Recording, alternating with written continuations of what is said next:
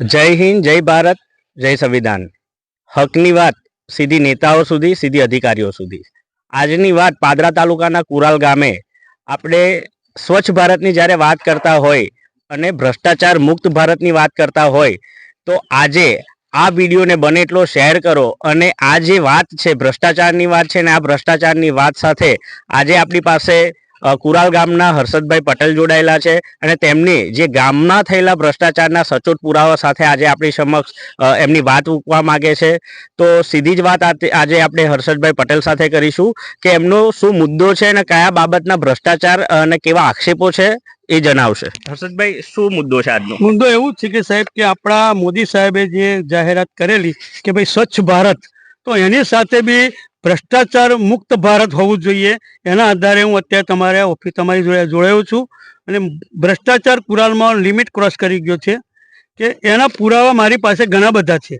પહેલી વસ્તુ કે જ્યારે ભ્રષ્ટાચાર થયો છે, અધિકારી ડીડીઓ સાહેબે જ્યારે આ લેટર છે એ લેટરના આધારે ટીડીઓ સાહેબે જ્યારે ઓર્ડર કર્યો હતો કે ભાઈ આ સ્થળ તપાસ કરવી, તો અત્યાર સુધી 2019થી લઈને આજ સુધી સ્થળ તપાસ થતી નથી. તો એ કેમ નથી થતી એના માટે અમે લડત કરીએ છીએ. અને ગામમાં જે સ્વભંડોળ આવે છે એ પૈસા ક્યાં વપરાય છે, કેવી રીતે વપરાય છે, કોઈ જાણતું નથી.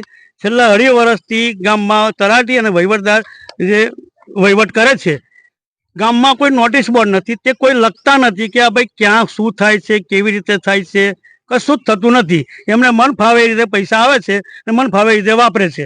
તો હું કુરાલ ગામનો એક નાગરિક હોવાના નાતે હું જણાવું છું કે મારા ગામમાં આ વસ્તુની કોઈ સુવિધા થતી નથી. ગવર્મેન્ટ આ પૈસા ગામના નાગરિકોની સુવિધા માટે ફાળવે છે, કે કોઈ પ્રાઇવેટ કામો માટે નથી ફાળવતી કે કોકના માટે નથી ફાળવતી.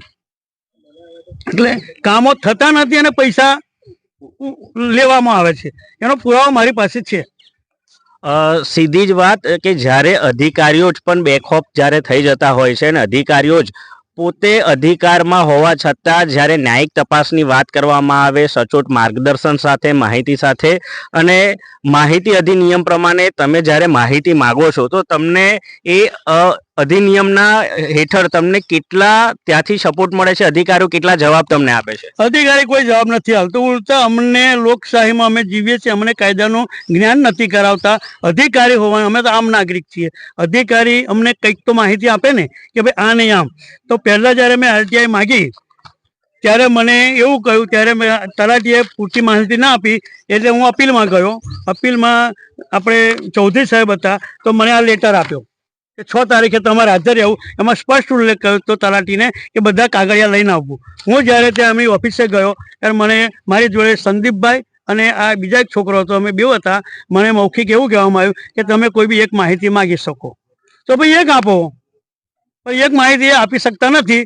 પણ એ માહિતી એમણે મને લેટર આપી દીધો કે ભાઈ તમને તલાટીને અમે લખીને આપ્યું છે, એ તલાટી પાસેથી લઈ લેવી. ના આપે તો તમે સીધા આયોગમાં જાઓ.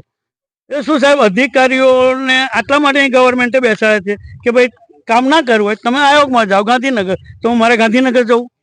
એટલે સીધી જ વાત, આપણે જ્યારે આમ જનતા કંઈક માહિતી માટે કંઈક પણ વસ્તુ પૂછતા હોય તો ધર્મના ધક્કા ખાવા પડે છે. ધર્મના ધક્કા નહીં સાહેબ, અમારી પાસે પૈસા હોય તો અમે ધક્કા ખાઈએ. ધક્કા ખાવા સર નથી, એ લોકો કંઈક કરવા જ નથી માંગતા. બાકી અધિકારી મેં ચોખ્ખું કીધું સાહેબ તમે મારા ગામમાં આવો, તમે સ્થળ પર તપાસ કરો, કામ થયું હોય તો મને ના થયું હોય તો ઠીક છે, થયું હોય હું ખોટો હોય તો મને ફાંસીએ ચડાવી દો. હું ગામમાં મરવા તૈયાર. પણ થયું જ નથી, બરાબર છે, જે વસ્તુ થયું જ નથી તો તમે ચાલો ને, સ્થળ પર આવો. ઘણા બધા એવા ડોક્યુમેન્ટ, આ પેલા જગદીશ માસના કે 2 વાર શેડ બન્યો. હવે એ એક શેડ તાલુકા પંચાયતે બનાવ્યો, ધારાસભ્યશ્રીએ બનાવ્યો, કોણે બનાવ્યો એ કોઈ માહિતી જ નથી લખતા. બાકી સરકારી કામોમાં માહિતી લખવી જોઈએ ને કે આના ગ્રાન્ટથી બન્યું, આનાથી બન્યું. કોઈ થતું જ નથી. એટલે પૈસા કેવી રીતે આવે છે, ક્યાં જાય છે, કોઈને ખબર પડતી નથી.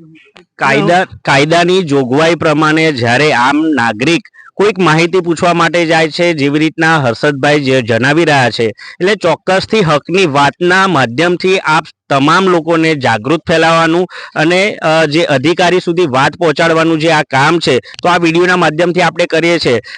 જ્યારે હકની વાત માટે લડતા અને હકની વાત માટે ઝઝૂમતા લોકો જ્યારે આગળ આવે છે ત્યારે ચોક્કસથી હકની વાતની ટીમ આ વિડીયોના માધ્યમથી અને એ લોકોને સાચી માહિતી પહોંચે તે માધ્યમથી આપણે આ વિડીયો બનાવીએ છીએ અને વિડીયોના સચોટ પુરાવા સાથે જે પણ કોઈ જગ્યા પર ખોટું ગેરરીતિ અને ભ્રષ્ટાચાર થયેલો હોય તેને કડકમાં કડક કાર્યવાહી થાય તેવી વાત અધિકારીઓ અને નેતાઓ સુધી પણ પહોંચાડવાનો અમારો આ એક પ્રયત્ન છે. માટે જો કુરાલ ગામમાં કોઈ પણ જગ્યા પર સરપંચ દ્વારા, તલાટી દ્વારા કે કોઈ પણ અધિકારી દ્વારા કોઈ પણ જાતની ગેરરીતિ થઈ હોય તો ચોક્કસથી આ વિડીયોના માધ્યમથી કડકમાં કડક તેની અમલ કરવામાં આવે, કડકમાં કડક તેની કાયદેસરની તપાસ કરવામાં આવે અને ભ્રષ્ટાચાર કરેલ વ્યક્તિ એ ગમે તે અધિકારી હોય, ગમે તે ચૂંટાયેલો સરપંચ, સભ્ય કે કોઈ પણ વ્યક્તિ હોય તેને કાયદાકીય મુજબ કડકમાં કડક અને દાખલારૂપ સજા કરવામાં આવે જેથી કરીને આવા ભ્રષ્ટાચાર બંધ થાય. અને ગ્રામ્યની અંદર ખાસ કરીને કોઈ પણ વ્યક્તિ જ્યારે અવાજ ઉઠાવવા માટે જાય છે ત્યારે તેને ધર્મના ધક્કા ખવડાવવામાં આવે છે, તેને ગમે તે રીતના તોડવાના પ્રયત્નો કરવામાં આવે છે. અને ખાસ કરીને વાત એ પણ જણાવવા માગું છું કે પાસ્ટમાં જાણવા મળ્યું છે કે કોઈ પણ આવી રીતના અરજી કરે કાં તો કોઈ પણ રીતના માહિતી માગે તો તેને કોઈ પણ રીતના દબાવવા માટે કઈ પ્રયત્નો થાય છે. શું કહેશો? પ્રયત્નો ઘણી રીતે થાય કે ભાઈ તમને પૈસા આપીને દબાવવામાં આવે, કોકના ઓળખાણથી, કોકના ગમે તે રીતે તમે કામ ના કરો એવું કરવામાં આવે છે કે ભાઈ તમે પાછા પડી જાઓ. આ વસ્તુ થાય છે. મારઝૂડ સુધીની પણ મારઝૂડ સુધીની બી માર થાય છે. ગયા વર્ષે કંઈક થયું હતું એવું કે ભાઈ દિલીપભાઈ પંચાલ જ્યારે ત્યાં હતા ગ્રામસભાથી પહેલી જ વાર મારા 70 વર્ષના ઉંમરમાં 15 વર્ષની અંદર પહેલી વાર મેં ગ્રામસભા જોઈ. ગ્રામસભા ક્યાં થાય છે કોઈ જગ્યા જ નથી કે કોઈ નોટિસ બાપા લખતા નથી કે ભાઈ ગ્રામસભા છે. થયું હોય બોર્ડ માર્યું હોય તો એનો વિડીયો હોય ને, કોપી, ફોટોકોપી તો હોય ને તલાટી પાસે કે ભાઈ પ્રૂફ તો હોવું જોઈએ ને. કાયદાકીય જે રીતના ગ્રામસભા જ્યારે યોજાવાની હોય તેની જાણકારી ગ્રામજનોને પહોંચાડવી પડતી હોય છે. અને ગ્રામસભા તમે જે પ્રમાણે કહો છો કે 15 વર્ષમાં કદાચ 2 જ વાર ગ્રામસભા થઈ છે, ખાલી બંધ બારને ચોપડા પર જ હા. તો કહેવાનો મતલબ કે ટીડીઓ સાહેબને જે પણ જિલ્લાના અધિકારીઓ હોય તમામ લોકો અધિકારીઓને આ વિડીયોના માધ્યમથી ફરીવાર આપણે કહેવા માંગીએ છીએ કે કાયદાકીય રીતના જ્યારે પણ ગ્રામ્યના વિકાસ માટે કંઈ પણ વસ્તુ કરવાની હોય તેના સચોટ માહિતી પહેલા પહોંચાડવામાં આવે ને માહિતી પહોંચાડ્યા પછી કાયદાકીય રીતના તેનું જે માર્ગદર્શન પ્રમાણે અને કાયદાકીય પ્રમાણે એની તકેદારીપૂર્વક જ્યારે કામગીરી કરવામાં આવે એમાં જે પણ ગેરરીતિ થતી હોય તો ચોક્કસપણે તેમાં અધિકારી પણ હોય કે કોઈ પણ વ્યક્તિ હોય તેનામાં જો ગેરરીતિ થયેલી હોય તો તેને સજા કરવામાં આવે તેવી એમની માંગ છે. અને આગળ તમારી સાથે જેટલી પણ ગામના લોકો છે જે જોડાયેલા છે, જે ભ્રષ્ટાચારના વિરુદ્ધ અવાજ ઉઠાવે છે, તમારી છેલ્લી અને આખરી માંગ શું હશે? મારી છેલ્લી આખરી મારે કુરાલ ગામનો સ્વચ્છ વહીવટ જોઈએ. જે કાંઈ ભ્રષ્ટાચાર થયો છે તે સરકારને જમા કરાવવો જોઈએ. આ અમારી છેલ્લી માંગે. ગામને, કુરાલ ગામને વિકસિત ગામ મારે બનાવવાનું છે કે જે કોઈ અત્યારે કોઈ સુવિધા જ નથી પણ સુવિધા પૂરી પાડીને બનાવવું છે. કે ભ્રષ્ટાચાર જે થયો છે આ એનો એ તમે જોઈ લો. આમાં ચોખ્ખો ઉલ્લેખ કરવામાં કુરાલ ગ્રામ પંચાયતના વહીવટમાં થયેલી ગેરરીતિની તપાસ બાબત આ અધિકારીનો લેટર છે. આટલા માણસો સંડોવાયેલા છે, આમાં આટલા તલાટીઓ અને બધા સંડોવાયેલા છે. આ ચોખ્ખો છે, મારો લેટર નથી, આ ગવર્મેન્ટનો છે. અને એની અંદર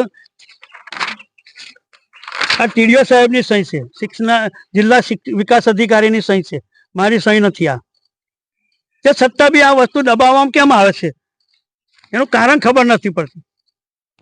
સ્પષ્ટ વાત, ચોખ્ખી વાત છે કે પારદર્શિકતા જળવાય અને સાથે ચોખ્ખો વહીવટ થાય અને જે લોકો ક્યાંક ને ક્યાંક સંડોવાયેલા છે તેઓને કાયદાકીય જે જોગવાઈ પ્રમાણે એમના પર એક્શન લેવાય તેવી આજની આ માંગ છે. હકની વાત ફરીથી આ જનતાને વિનંતી કરે છે કે જ્યાં પણ ખોટું થતું હોય, જ્યાં પણ ભ્રષ્ટાચાર થતો હોય, જ્યાં પણ તમને ક્યાંક એવું લાગતું હોય કે આપણી સાથે ક્યાંક ખોટું થયેલું હોય તો ચોક્કસથી અમે તમારા સપોર્ટમાં રહીશું. અને જો આ વિડીયોના માધ્યમથી તમને ક્યાંક એવું લાગે તો ચોક્કસથી તમે હર્ષદભાઈને પણ સમર્થનમાં આવી શકો છો. અને હકની વાત, જનતાની વાત સીધી નેતાઓ સુધી, સીધી અધિકારીઓ સુધી પહોંચાડવા માટે આપ અમારી સાથે વધુમાં વધુ જોડાયેલા રહેશો. અને આવનારા સમયમાં પણ જ્યાં પણ ભ્રષ્ટાચારને, જ્યાં પણ પબ્લિકનો અવાજ બનવાનો થશે ત્યારે ચોક્કસથી હકની વાત જનતાની સાથે રહેશે. જય હિન્દ, જય ભારત.